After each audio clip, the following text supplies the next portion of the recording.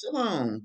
Welcome to my kitchen, my kitchen table where I'm sipping on a little coffee and getting ready to tell another story. I'm so glad that you joined today. And please remember to like and share. I'm spreading seeds of the good news and help me to do that because you know people that I don't know and will probably never know. So let's do this together. This story is about renewing your mind. A little backdrop. I need to tell you a little bit about my mom, and some of you have heard some of the other stories, know a little bit about my mom so far. Now, her mama, who my children call Nana, um, very loving lady, and one of my nieces said, "You and Nana got the same face." So, Mama and I, looked alike, and in some ways we were alike in personalities in terms of being strong-willed. But there was one thing about Mama. Now, Mama could go to sleep at the drop of a hat. I mean, anywhere. Okay. So I did not trust her watching my children. And I had made up in my mind they were not going to be alone with her for any length of time and definitely not go and spend the night over her house until they were old enough to pick up the phone and call me or whatever. Okay. And some of what cemented my mind about that was back in the must have been the late 80s, early 90s. It was the early 90s. My dad had gotten ill, and my dad passed in 92. And so, and he was in and out of the hospital a lot. And one of those times, my sister came to visit from California and brought her daughter, who was a toddler at the time. She was like 2 or 3. And so, I lived in Detroit at that time also. And so, I went to the hospital, Henry Ford Hospital, the large hospital there in Detroit, to go and see my dad. And my mom was already there. And so my mom and my sister and my niece had gone to see my father. So when I walked into the lobby, I see my niece just running around in the lobby, just having a good time. And there, when I looked over, was my mom asleep.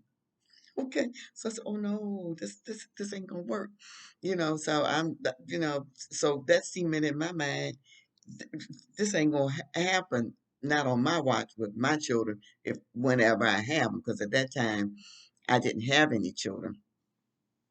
So, um, let's speed forward. When I have children, I adopted 2 children in 1999. And at that time, Winston was a year old and Zoe was just born in 99. And so when they did get old enough to, um, I figured they could be on their own, um, at my mom's, I did let them go. But that was a point of contention for many years between my mom and I that I wouldn't let them come and spend the night. Okay. Now we lived on farms in Michigan, and many of the canned goods and convenience food used by our city relatives, they were foreign to my children because I didn't use those. I did a lot of home canning, and I didn't use certain products that they use just because I just didn't.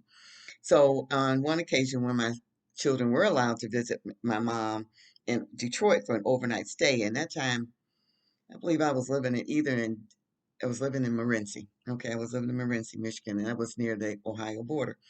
I had given my mom the rundown of what they could and could not eat, and it went something like this, because my mama wasn't in the same faith walk. No bacon, no pork bologna, no shrimp from Donnetta's, and they could throw down on some shrimp.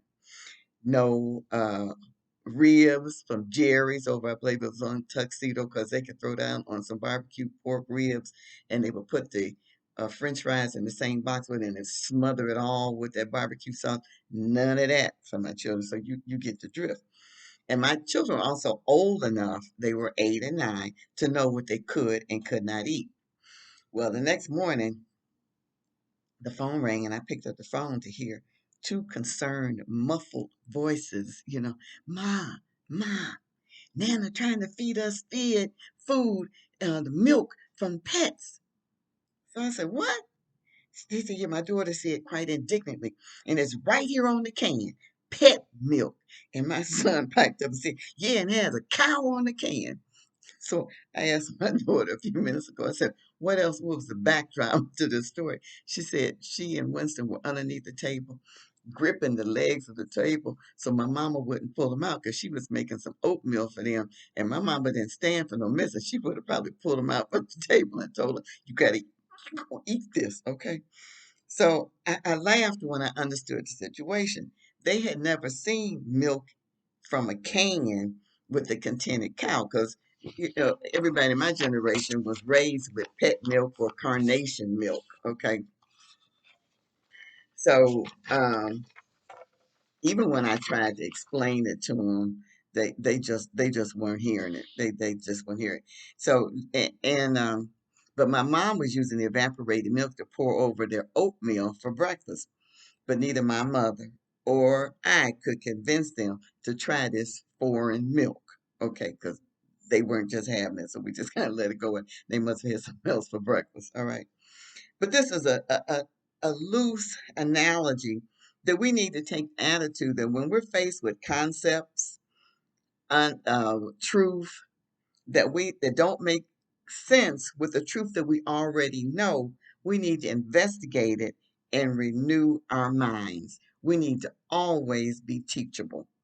And that is followed up today with Romans 12:1 and 2. And this is Paul writing. I beseech you, therefore, my brethren, by the mercies of God, that you present your bodies a living sacrifice, wholly acceptable unto Elohim, which is your reasonable service, that we serve him. And be not conformed to this world. Be ye transformed by the renewing of your mind. And how do you get transformed? You accept his word over the word that you have accepted before, but you've been taught or what you have learned or what you have seen in the world or in the churches or wherever by your parents, siblings, or whatever. When you are confronted with the truth, you have to investigate it and say, well, no matter what I thought before, I see now this is the truth from scripture. I've got to renew my mind. Okay. So be not conformed to this world, but be ye transformed by the renewing of your mind, that you may prove.